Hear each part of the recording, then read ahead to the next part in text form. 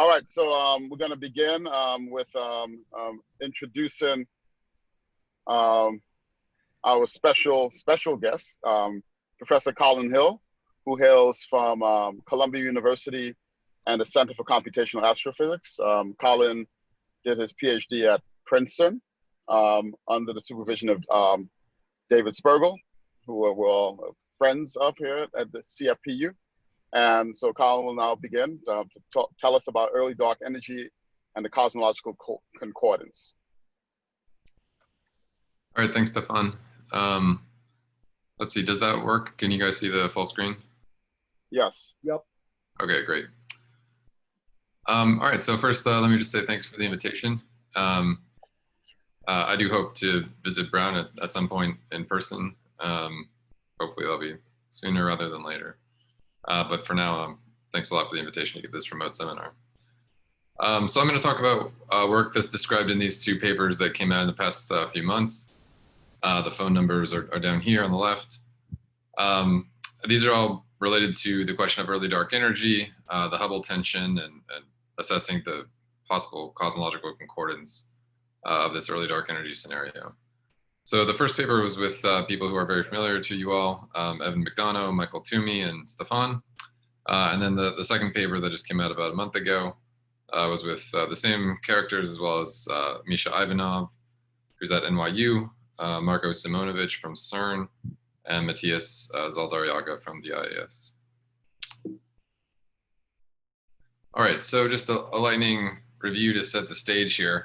So as hopefully everybody knows, there's this notable discrepancy in physical cosmology right now in measurements of the Hubble constant, the current rate of expansion of the universe, from different probes. And roughly speaking, these can be divided into so-called early universe probes, such as the cosmic microwave background from Planck or other CMB experiments, and so-called late universe probes, which you can think of as direct measurements of H0. Maybe a more useful way to put this is that the early universe class of probes consists of measurements where we fit a cosmological model, for example, lambda CDM, to some suite of cosmological data. And then that model tells us what H0 should be today at redshift 0, whereas the direct measurement approach tries to just measure H0 directly from the distance redshift relation without making any assumptions about the cosmological model. And as summarized in this slide, the late universe approach gives these higher values, the early universe approach gives these lower values. One asterisk on this slide is that just this week there was an update to these strong lensing time delay measurements of H0, which I encourage you to look into if you're interested, suggesting that the error bars on these measurements should be quite a bit larger than has been quoted here. The late universe measurement that I'll predominantly focus on is this one from SH0ES, the reset-all measurement, which gives a value of about 74 kilometers per second per megaparsec. Okay, so the context of this talk then is to investigate this early dark energy model as a potential resolution, a new physics resolution of this Hubble tension. So first I'll introduce this idea and describe the physical mechanism.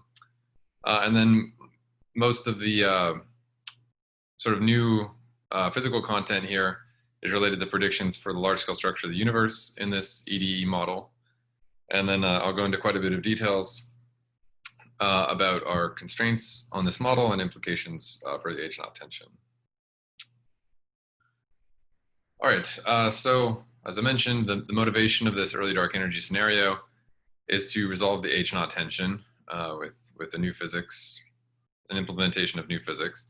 So this plot here is basically, in a nutshell, trying to summarize what's interesting. So this is the marginalized constraint on H0 in the fit of the lambda CDM model in blue and this early dark energy model in red to a suite of cosmological data, including Planck measurements of the CMB power spectrum, baryon acoustic oscillation measurements, supernova 1A, distance measurements, and also the SH0ES H0 measurement, which itself is shown in gray here.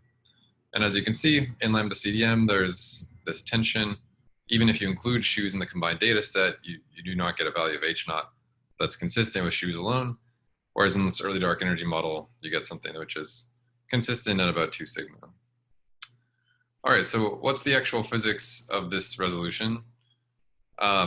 It's relatively simple. The basic effect is that the early dark energy acts to reduce the physical size of the sound horizon that's imprinted in the CMB power spectrum. So the sound horizon is just the distance that an acoustic wave can propagate in the primordial plasma between the beginning of the universe and redshift 1100. So that's quantified here. RS star is this sound horizon. And we take this integral of the sound speed from the beginning of the universe up to the time of recombination. Or if you write it in terms of redshift and the Hubble parameter, this is the expression. So the basic role of the early dark energy is going to be to increase h of z, which thereby decreases the sound horizon. So the relevant ingredients that affect the sound horizon in lambda CDM are the baryon density, the physical baryon density, the physical cold dark matter density, and the physical photon density. So we know the photon density from the FIRAS measurement of the CMB temperature today. We get the cold dark matter and baryon densities from the relative heights of the peaks in the CMB. And so then the sound horizon is basically something which is ab initio predicted by the model. But the thing that we measure, of course, is not the three-dimensional size of the sound horizon, but the angular size of the sound horizon, theta S star. That's measured at 0.03% precision from Planck. I think it's probably the best measured number in cosmology. And the angular size of the sound horizon is just basically inverse of the peak spacing of the peaks in the acoustic power spectrum.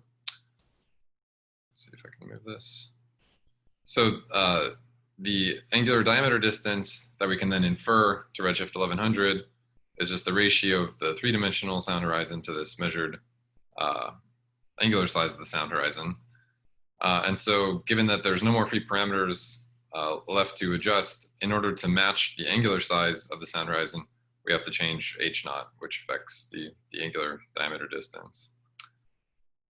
So this is the chain of logic that leads to a constraint on h0 that comes from the CMB power spectrum. All right, so in lambda CDM, those are all the degrees of freedom. So the new twist in this early dark energy model is that there's an additional set of parameters that affects the prediction for the size of the sound horizon. And this new field, this early dark energy field, will act to increase h of z in the roughly 2 decades of scale factor evolution just prior to recombination. And that will then decrease RS star. So then if we decrease RS star, we also have to, let's see, we're keeping theta S star fixed. So that means that we have to decrease the angular diameter distance to recombination, which means that we have to increase h0. So that's why when you fit this model to the CMB power spectrum, you get a higher value of h0. All right, so that's kind of the phenomenology. So then how is this actually implemented from first principles? So the simplest implementations rely on introducing a new scalar field phi, or a pseudo-scalar field. So the idea here is that this new field is initially frozen on its potential due to Hubble friction.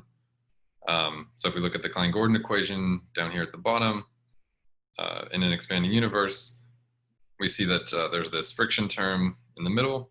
So initially, the Hubble parameter is much, much higher than the mass of this field. So this friction term dominates, and the field is just sitting there on its potential. So then it's acting like dark energy. Its effective equation of state is W equals -1. So initially, it's just sitting around up there. Then as the universe expands, the Hubble parameter continues to decrease. Eventually, when Hubble is of order the mass of the field, it will roll down the potential and oscillate around its minimum. And at that point, the effective equation of state will depend on the exact shape of the potential. The potential that I've drawn here is actually the one that we implement in the data analysis. So the oscillatory solution you can work out easily for a m squared phi squared potential. The potential used here is a slightly different variant. And you can work out the rough numbers involved in the problem. So in order to get this change in the sound horizon that we need, this early dark energy field needs to be relevant just prior to time of recombination around redshift 1100. but of course, you then need it to go away quickly. So you know that it needs to start rolling sometime just before that. And if you put in the numbers, you find that that means that the mass of the field needs to be around 10 to the minus 27 electron volts. So it's a very light field, which has motivated looking at these axion-like potentials. Okay, so let's see. So I've said the first 2 points here. It's initially frozen. Then when Hubble is of order of the field mass, it'll roll down the potential and oscillate. And then the final important detail here is that we need the equation of state W to be greater than 0 when it's oscillating, so that way the energy density of this new field decays away faster than matter. If it only decays like matter, then that means that this new field is going to be hanging around in the late universe, and it's going to mess up all of our precision cosmology. So that kind of sets the guidelines that you need when you design this potential. The canonical potential that people have found to work well is this 1 minus cosine potential, which looks like an axion, but then it's raised to a higher power, so it's 1 minus cosine to the n. And there's this decay constant f that sets basically the scale here. And as we'll see, f is generically quite large. It can be as large as the Planck scale. Near the minimum of the potential, it has the shape of phi to the 2n, and you can actually work out what the effective equation of state is as it oscillates around the minimum. Looks like n minus 1 or n plus 1. Throughout our analysis, we'll adopt this canonical value of n equals 3. So there's a minor fine tuning involved in setting up this potential with the n equals, well, the n less than 3 terms being tuned to be small. N equals 2 is also a viable choice, but computationally it's a little bit more demanding. So we stuck with n equals 3, but all of the qualitative conclusions of the analysis would be the same if we chose n equals 2. All right, so then how do we parameterize this new contribution to the cosmological model? So the way that this has conventionally been done, and which we mostly followed, was to look at the fractional contribution of this new EDE field to the cosmic energy budget. So here's what it looks like as a function of redshift. So initially it's not important, it's just sitting there on its potential. The universe is radiation dominated. Eventually, as radiation starts to become less and less dominant, this field becomes more and more important, and its fractional contribution peaks just over 10% of the cosmic energy budget at redshifts around matter radiation equality. And then at that point, it starts to roll down its potential, and it's oscillating, as you can see, and it decays away rapidly. So that way, at late times, it doesn't play any role in structure formation. All right, so then the parameters that are chosen to capture this are the maximal contribution that this field makes to the cosmic energy budget, called FEDE, and then the redshift where that occurs, which is this critical redshift, ZC. So those are 2 parameters, and then the final parameter that's needed to complete the picture is the initial field displacement away from the minimum of its potential. So we have these 3 new parameters that we introduced to the cosmological model. In principle, this index n could also have been buried, but the data are not particularly sensitive to the exact choice of n. All right, and then one final comment here, which I'll come back to a little bit later, is that there's a highly nonlinear relation between these effective parameters, FEDE and ZC, and the actual physical scalar field parameters, F and M, that appear in the potential. And it turns out that if you, in fact, analyze the model in terms of those physical parameters, you'd actually get somewhat different results. All right, so this slide kind of summarizes why people got excited about these models. So here we're looking at the temperature power spectrum of the cosmic microwave background in a lambda CDM model in black and an early dark energy model in dashed red. And the lambda CDM model here has a so-called low value of H0, whereas the early dark energy model has a high value of H0.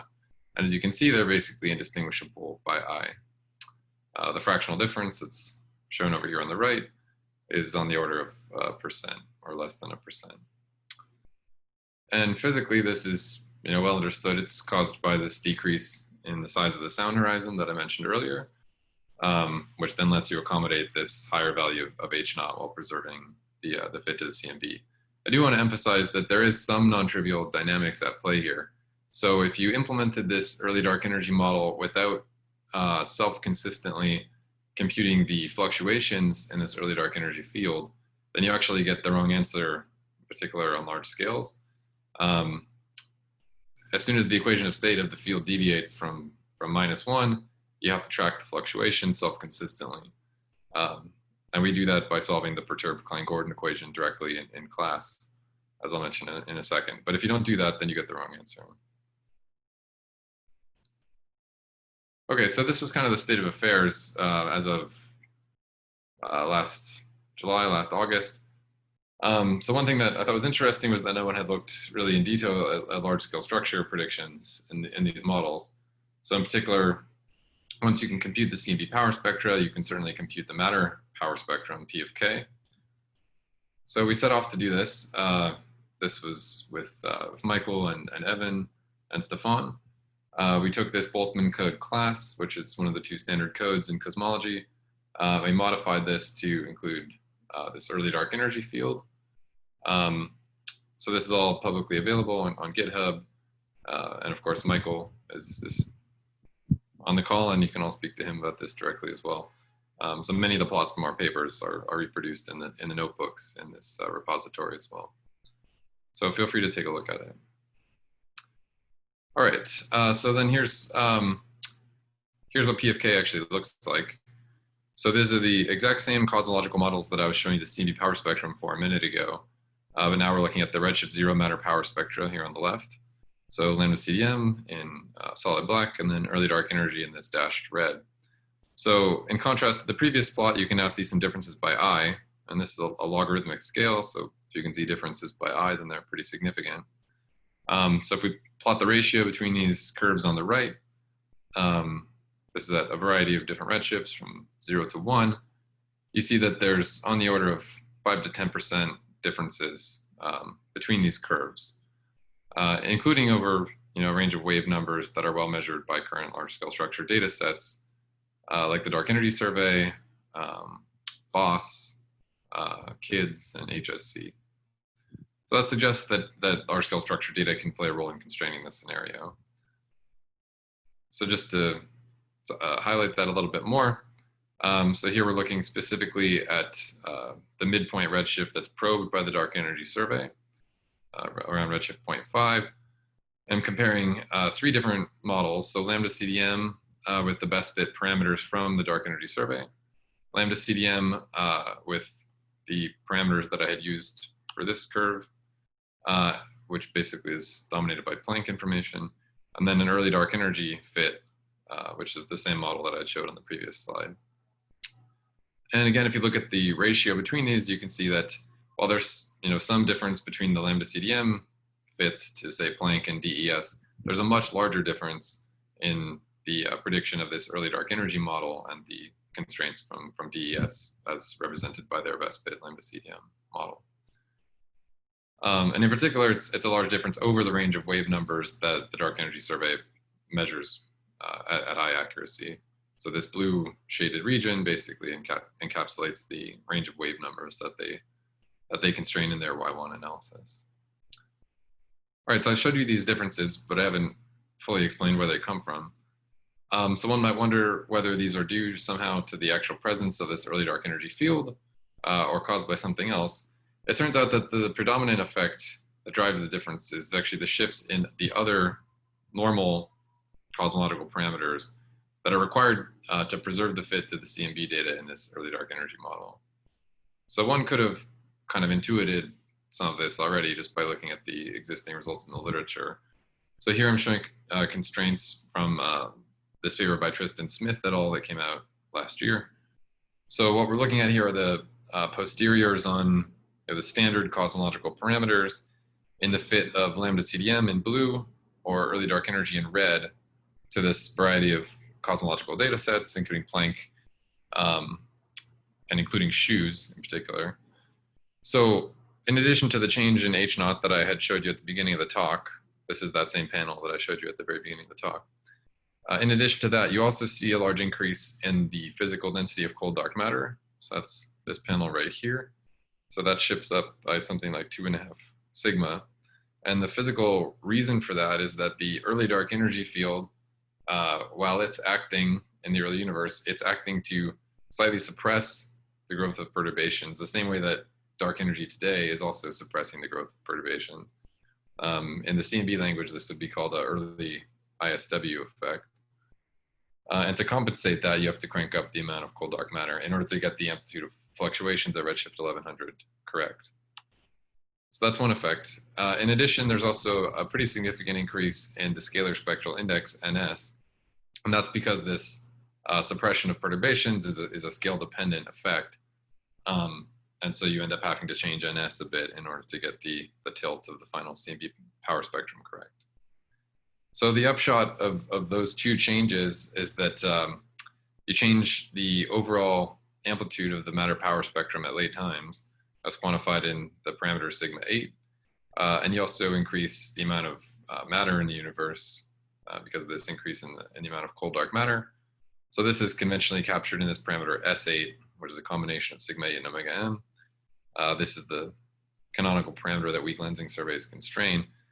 And in this early dark energy model, this goes up to about 0.84, thereby increasing what is presently a mild tension between Planck lambda CDM values of this parameter and the weak lensing survey measurements of this parameter. So there's already a hint here that this early dark energy scenario is not improving concordance between all cosmological data sets. So that was what motivated us to then proceed into doing a full analysis. Good, so the dominant reason that PFK changes in this model is due to these shifts in the so-called normal cosmological parameters, but there are actually some interesting physical effects due to the early dark energy field itself, which you can see in PFK. So here I'm showing you the ratio between the matter power spectrum in this early dark energy model and the usual lambda CDM matter power spectrum as this amount of early dark energy varies. So our fiducial model is in red with a value of 0.12, and that matches the curve that I showed you before. So again, the reason that this differs from unity is because of the changes in the normal cosmological parameters. But if we then hold those all fixed and then just allow this parameter FEDE to vary, as you crank up the amount of early dark energy to higher values of FEDE, you get this suppression in PFK. And what you're seeing in particular is that there's a suppression on all scales for which the modes were within the horizon at the time when this field was operating around this critical redshift ZC. Whereas on large scales, modes that did not enter the horizon until after this critical redshift, eventually there's no effect. So more early dark energy, you get more of this suppression on small scales. And then similarly, if you vary this critical redshift, as you push it to later and later times, so going towards the lighter colors in this plot here on the right, you push this suppression to larger and larger scales or lower and lower K values. And that's just because the horizon size is larger at these lower redshifts. So this suppression effect is happening at later times. So there are some physical effects of the early dark energy field itself on the matter power spectrum, and we self-consistently compute all these effects with our modified version of class. But the dominant effect that's relevant in the data analysis is this change in the physical cold dark matter density that affects the matter power spectrum. All right, good. So that's sort of setting the stage now for our actual detailed data analysis. So here's the laundry list of data sets that we took into account in the analysis. So we're the first analysis to include the 2018 Planck data in the early dark energy, in the analysis of the early dark energy model. In addition to Planck, we included this SH0ES measurement of H0, 3 different BAO measurements, the most powerful of which is from BOSS, type 1a supernovae, redshift space distortions from BOSS, which I'll come back to in some detail a little bit later, and then large-scale structure data from the dark energy survey, and constraints on this S8 parameter from the hypersubprime CAM survey and the kilodegree survey, which are weak lensing surveys. And these latter data sets were not considered in previous EDE analyses. So we coupled our modified version of class to this MCMC sampling code called Cobaya, which is the successor to Cosmo MC. And then we ran all this on a computer at CCA, which took quite a while.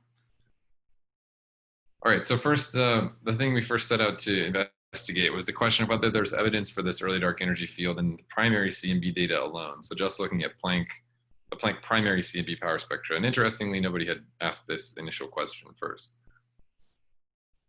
So here we're just using Planck 2018 temperature, TE, and E mode polarization power spectra. So the red curves in all these plots will be lambda CDM, and then the blue curves are the early dark energy model. So first, these are the constraints on the normal cosmological parameters. In a second, I'll show you the early dark energy parameters. The one of most interest, of course, is H0.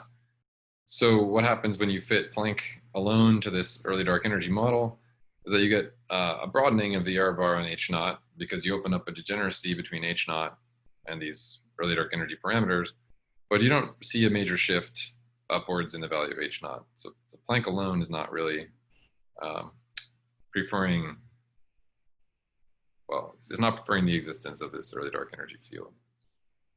There's also a tendency for this to push up to higher values of sigma 8, which will be relevant to the subsequent discussion. So if we look at the early dark energy parameters, this plot shows this fraction FEDE, the amount of early dark energy, it's critical redshift ZC, the initial field displacement, and then H0 and sigma 8. In all these plots, the gray bands here in the H0 panel show the SH0ES direct measurement of H0 on its own.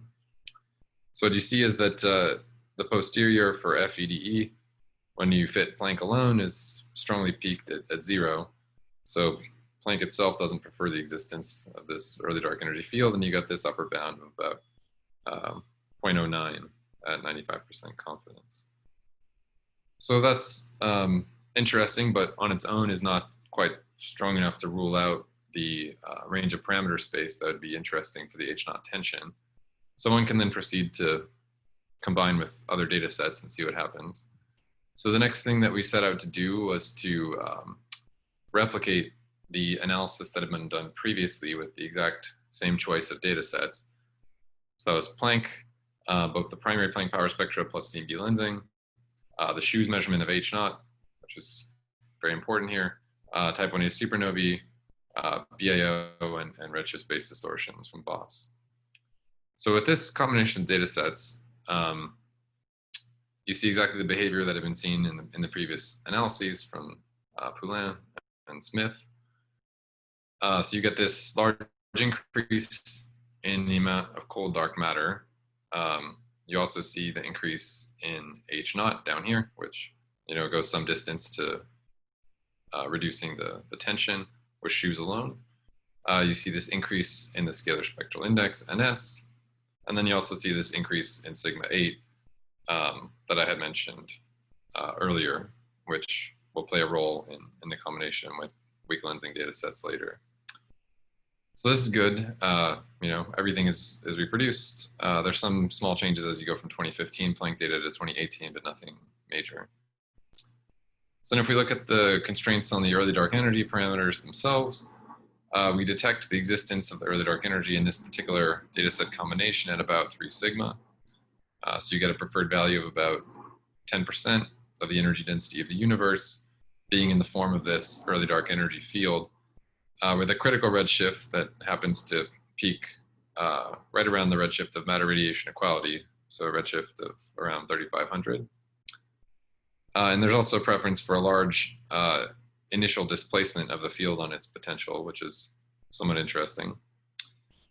And then the constraint on H0, as I mentioned, comes up to be in roughly 2-ish sigma agreement with the SH0ES only measurement. But it's important to keep in mind that SH0ES itself is being used in the data analysis here, so it's not It's not like we're comparing an independent measurement of H0 with shoes on its own. It's included in both. Okay, so that was a good check that everything matches what had been done previously. So we then folded in weak lensing and large-scale structure data from DES, HSC, and KIDS.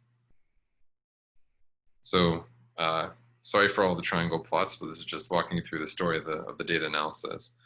So again, here we're looking at the normal cosmological parameters. Let's just focus on the H0 panel here.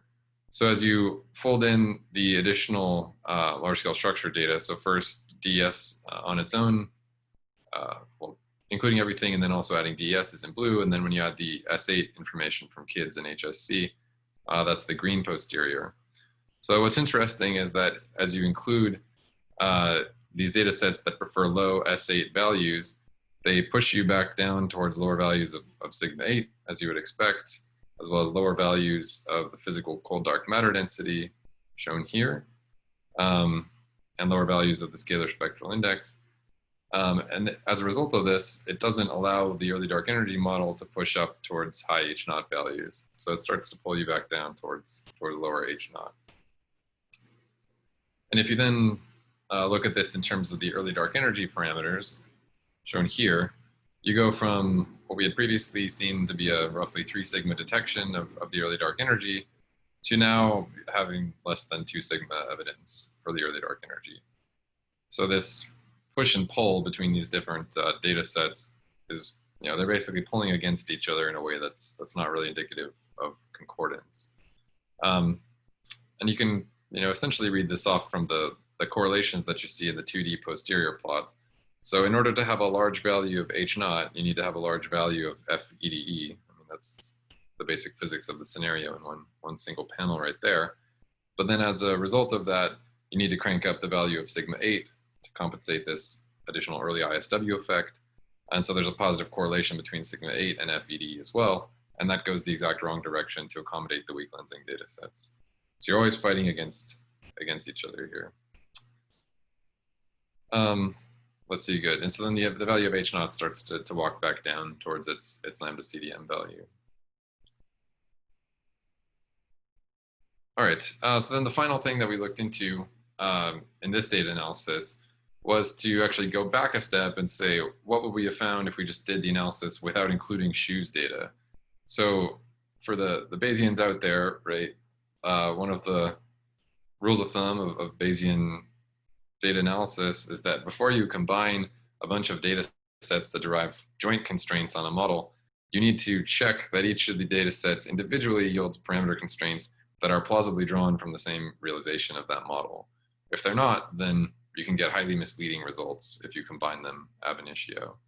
So what we did here was to take a step back, say, all right, let's remove shoes from the data analysis and try fitting all the rest of the cosmological data sets and see what we get.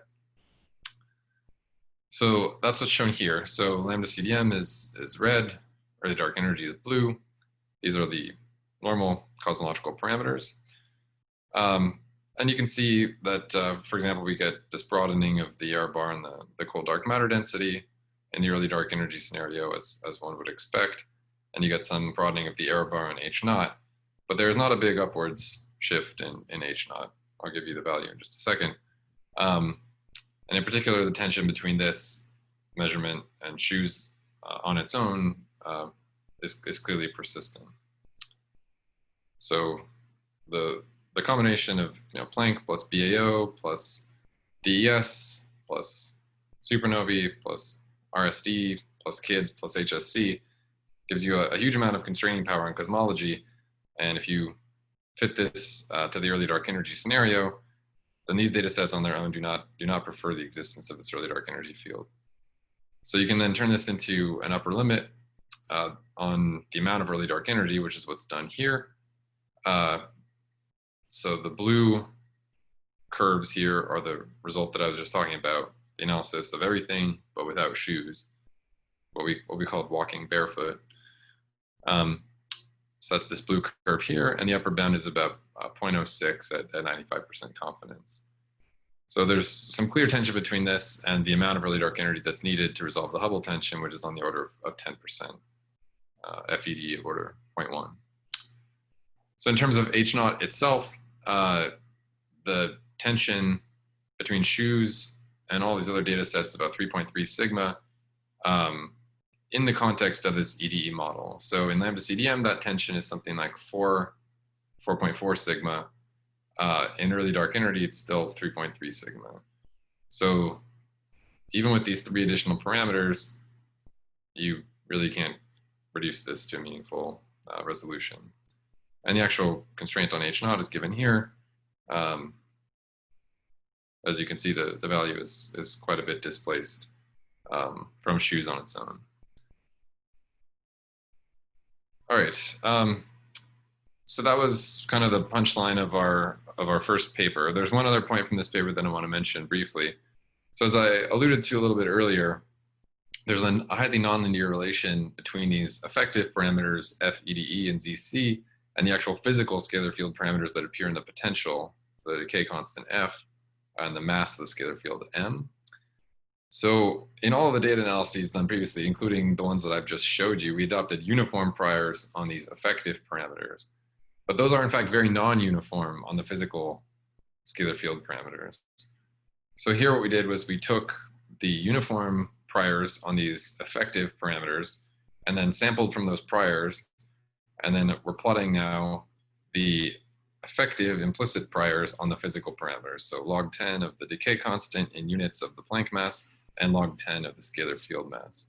So as I mentioned, the scalar field masses that are relevant are around 10 to the minus 27 electron volts, so that's expected. But what was unexpected, at least, well, hadn't been appreciated in any previous papers, was that there was a significant prior weight being placed on values of this decay constant that were actually higher than the Planck mass. So this kind of ab initio approach of putting uniform priors on these effective parameters was implicitly putting a prior on there being new Planck scale physics responsible for the resolving the Hubble tension. I think this is an interesting point. So then instead one could imagine doing the analysis where we don't put uniform priors on these effective parameters, but instead put uniform priors on the physical parameters, F, and the log of the scalar field mass. And then if you plot those as implicit priors on F, EDE, and ZC, this is what it looks like. So the ZC prior has most of the weight in the region that you'd expect just prior to recombination, redshift of 1,000 to 10,000.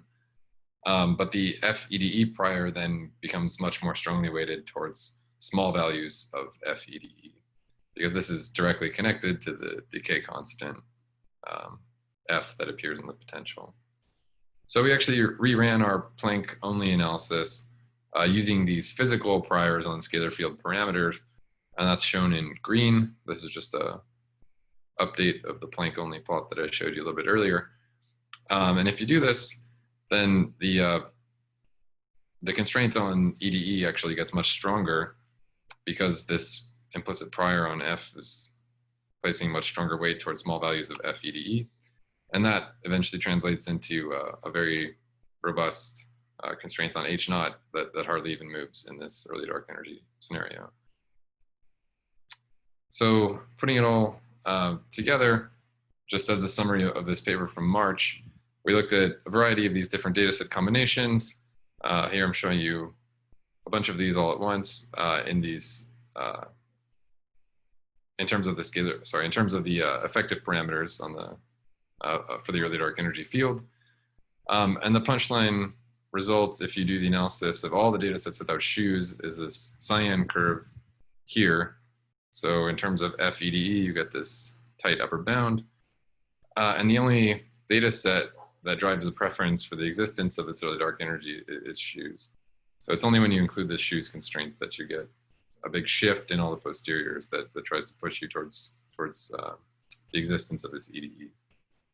But even if you include shoes, once you fold in these weak lensing data sets that were neglected in previous analyses, it really starts to push you back towards the lambda CDM values of H0 and sigma 8. Okay, so let's see, I have a few minutes hopefully left here. So that was our first paper from March. Around the time that we were doing this, I'd been chatting with this group from the IS and elsewhere, who had developed this nice likelihood for the BOSS data based on the effective field theory of large-scale structure. So they had a modified version of class that implemented this EFT approach to large-scale structure. We had this modified version of class that implemented this EDE model. So we thought it would be natural to just merge the two codes and run the analysis. So that's the very short version of what was done for this second paper. Just a lightning review about this effective field theory approach to large-scale structure. The goal of this EFT program is to try to do a first principles calculation of the redshift space galaxy power spectrum measured, for example, by BOSS, and also will be measured shortly by DESI, which has now started, in the same way that we also predict the CMB power spectra from first principles in the Einstein-Boltzmann code. So there's a lot of beautiful physics that goes into this.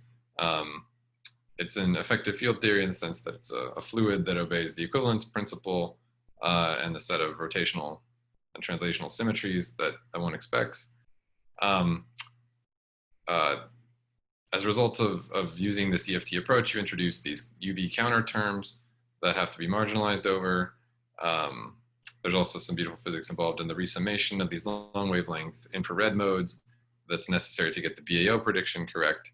And this program goes back about 10 years now. And I think it's very exciting that it's culminated in these likelihoods that one can really run ab initio and compare to the data. So connecting to our previous analysis, I mentioned that we used BOSS redshift space distortion constraints, but that analysis and others' analysis using the same likelihood implicitly assumed standard lambda CDM early universe physics. So what's done is to take a template for the galaxy power spectrum that's based on some values of omega B and omega M that are consistent with Planck. You then take that template and then fit an overall amplitude parameter to the data for that template, which gives you F times sigma 8. But it's not a good idea to assume standard lambda CDM early universe physics if you're looking at a beyond lambda CDM model. Good, so then the other issue is that the standard BOSS redshift space distortion likelihood does not use the full shape information that's encoded in the galaxy power spectrum. So in particular, there's a lot of constraining power in the matter density in the shape of P of K, which is totally not used in the standard RSD likelihood. And that was really one of the things that motivated the development of this EFT-based likelihood. So I'll show you a few plots, but the basic punchline of this new analysis is that the one loop EFT full shape likelihood that we're using is much more powerful for constraining early dark energy than the standard BOSS likelihood, which basically just constrains F sigma 8 and the BAO. And when we include this EFT-based likelihood, we further tighten the bounds on early dark energy, as I'll show you. So let me just warm up quickly by showing the fractional difference in the predicted galaxy power spectrum in redshift space between a fiducial early dark energy model and a fiducial lambda CDM model. So this is for one of the data chunks from BOSS in the North Galactic Cap at redshift 0.38. And again, this is the fractional difference of the monopole and quadrupole portions of the galaxy power spectrum over the range of wave numbers that we actually use in the analysis. So you get a fractional difference of on the order of 1%, a few percent, which might seem small, but then if you plot it in terms of the actual error bar, sigma, you see that in particular for the monopole, we're getting, substantial fractions of a sigma over many, many wave number bins. So if you add up all these contributions across the different data chunks, the difference between these models between these two fiducial models is a delta chi-squared on the order of a few, which tells you that there is constraining power here in this likelihood on this model.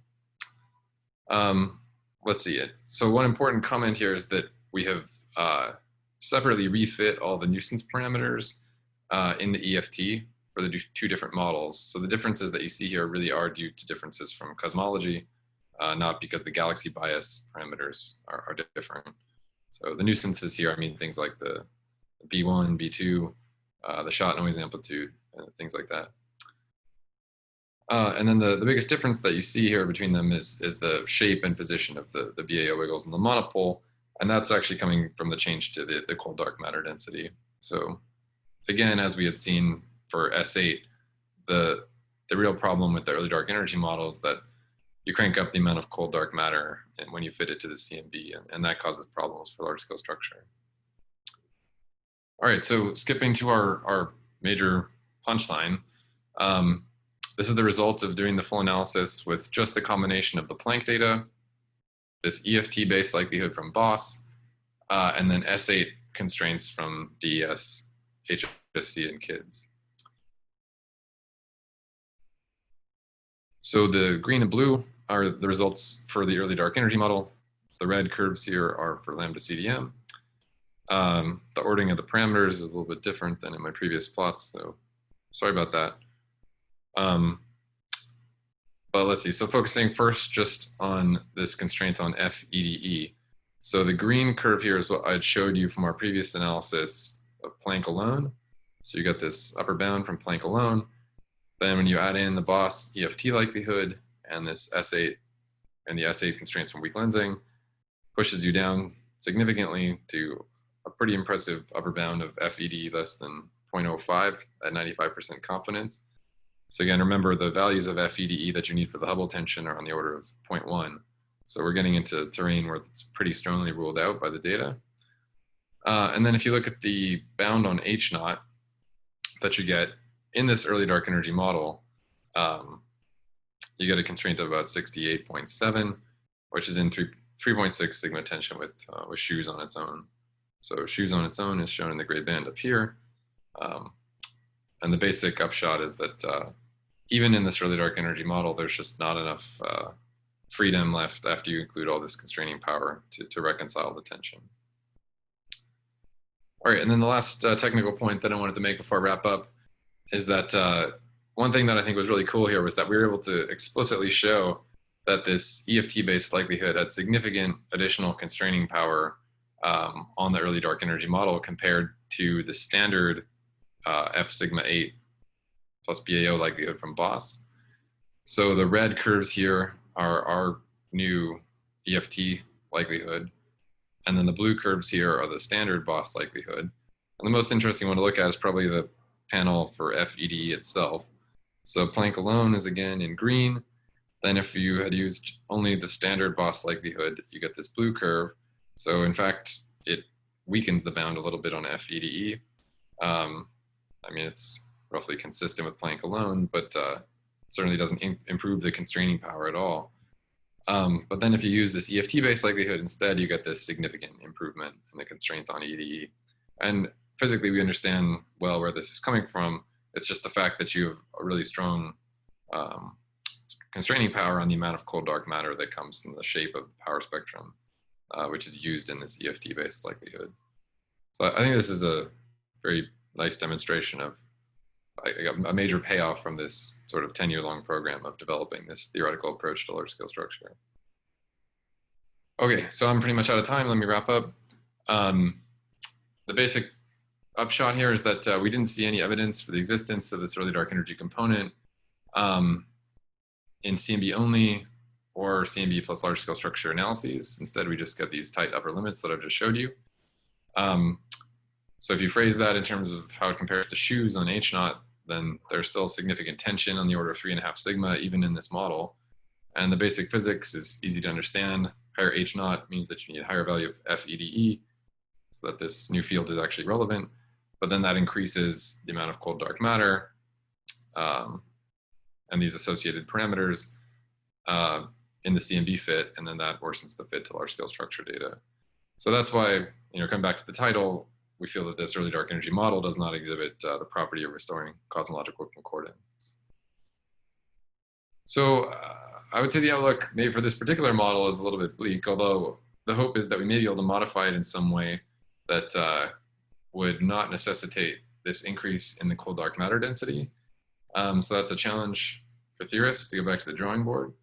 But also some interesting physics associated with these axion-like fields that could be interesting, even if they're not relevant to the Hubble tension. They could be acting at later times in the universe. There's some interesting resonance effects that could be interesting to look at. And then let me just close by advertising that tomorrow there will be new cosmological parameter results released from the Atacama Cosmology Telescope, of which I'm a collaboration member. And these include a new measurement of H0, fully independent from the Planck satellite. So stay tuned for those tomorrow, and I will stop there and take questions. Thanks.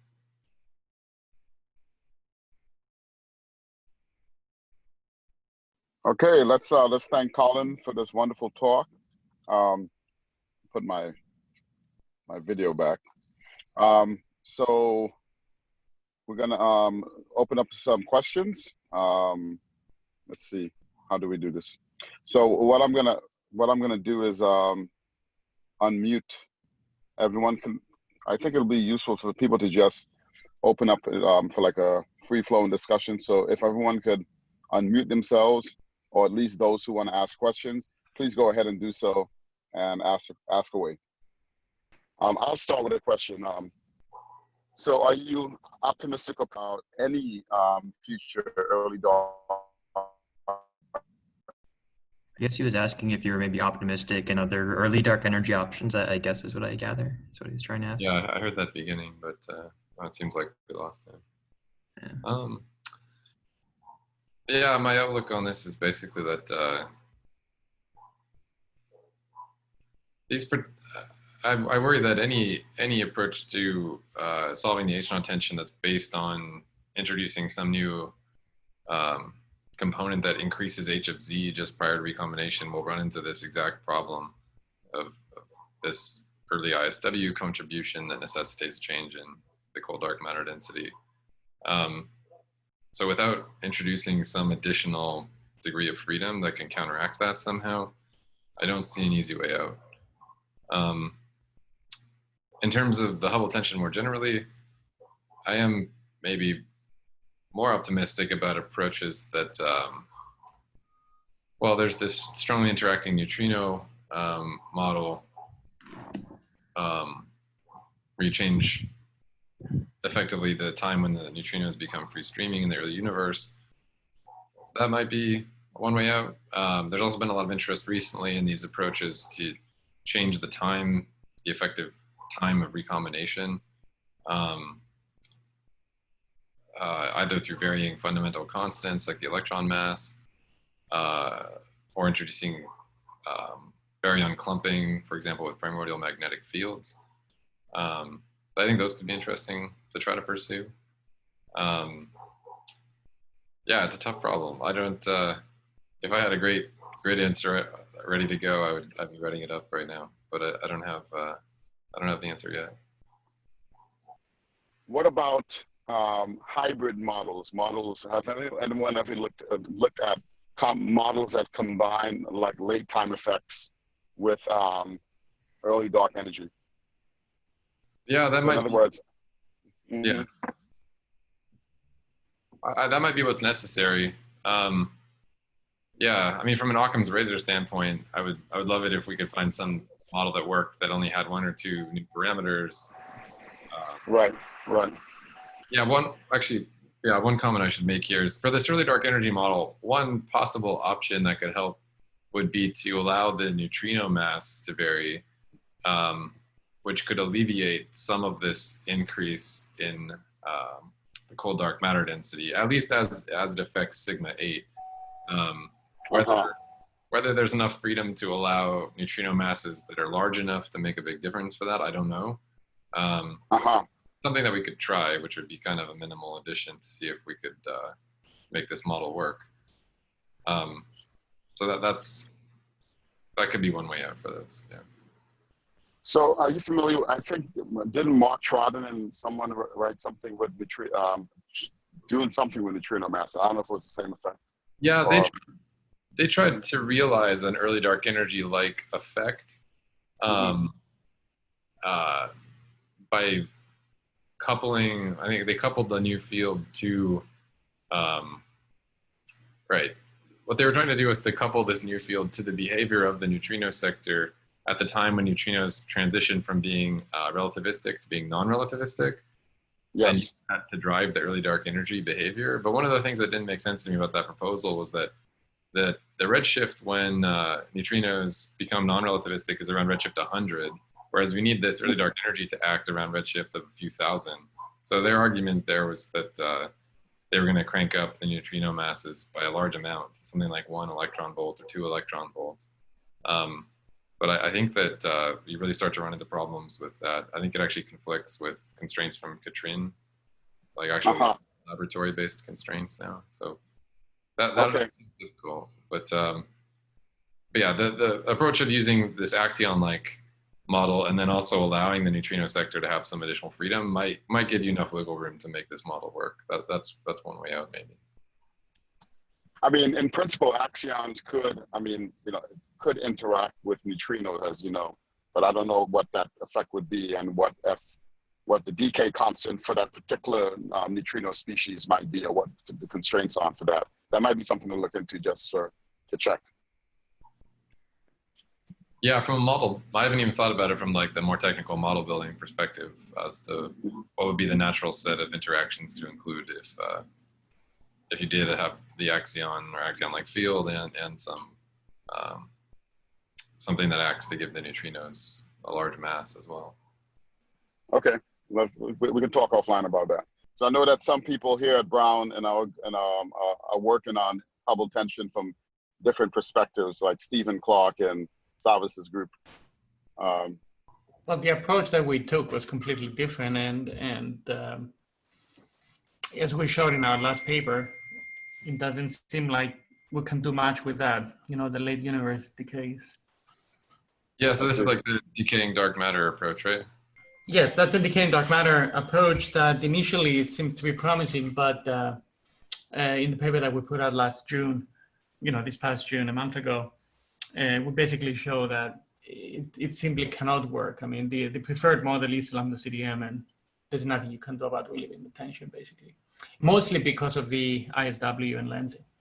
Yeah, so my back of the envelope understanding of this is basically that you end up having to increase the amount of lambda or dark energy at late times to keep flatness intact because you lose some of the cold dark matter. You just shift ISW. You simply shift the matter dark energy equality to earlier times. Yeah, exactly. Speed up. Basically, you start speeding up the universe a little bit earlier. Yeah. And it's all done by reshuffling the energy densities between matter and radiation. Right. Do you think there could be a way out there if you also allowed the curvature of the universe to vary? Yes, absolutely. And it's kind of funny because last year, when we wrote the first paper on this, my graduate student Kyriakos, he's here, right? Let's see. Yeah. Maybe he should talk. No, he's not on the thing. We did the thing about align curvature as part of the solution. Yeah, that may be some way to get out of it, to get out of the severe constraints that we have. But the growth of structure is the biggest problem, though. Like sigma 8 really limits the amount of early late universe domination of dark energy. If there's such a word, right? Early late universe. But what I mean is that pushing the matter dark energy equality to earlier times. Right. But you're right. Yes, curvature can be used, and we didn't at the end. We didn't put it in the paper last year. Don't remember. I have to go and see my notes exactly why we decided not to mention that. I see. So would the trend be to increase or decrease curvature? Sorry. Make the universe a bit more open. That's what we want. I see. Okay. Universe slightly open. Let's see. Is Stephen here? Stephen, are you there? Yeah. Like you said, essentially regarding that the preferred fit was still forced into LCDM. That was something we looked into. That while that if we made the universe a little bit more allowed, like didn't fix it to be a close flat universe, so allowed omega k to vary, that it's still really preferred close to the same constraints as if you could land the CDM with an open closed universe option. That it really, there was no variation that from site preference. It did have a slight preference to a little bit more open, but like I said, it wasn't that much more significant than others. And it didn't move H0 any more much move H not much at all, which is kind of why we didn't talk too much about it. Interesting. So there might be a possibility to rescue the model then. Well, you can always rescue a model. I mean, no. The thing is how far. Let me be specific. That's consistent with the data set. I mean, I don't know. I don't remember what the constraints are or what is degenerate with omega. With the omega curvature. I think there is a possibility, Stefan, but the way I see it is that essentially you're adding one more free parameter, right? Yeah. And so the model then can fit the data even better with that free parameter, right? You're just increasing your parameter space. It is not something that we put out, like I said, when we did the work last year and when we did this paper currently. But maybe, I don't know, maybe we can revisit that. So do we have any more questions? Okay, well, let's thank Colin for his time. Really appreciate you doing this, Colin, and we look forward to continuing the conversations. Thank you, Colin. Thanks a lot for having me. Yeah, thank you.